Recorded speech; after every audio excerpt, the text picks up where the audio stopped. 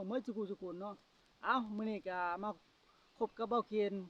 ยามแรงๆพี่น้องเอ้ยเนาะเอามื้อนี้ก็สิมีการแห่ดอกไม้เข้าวัดนะเนาะเพราะว่าเป็นวันสงกรานต์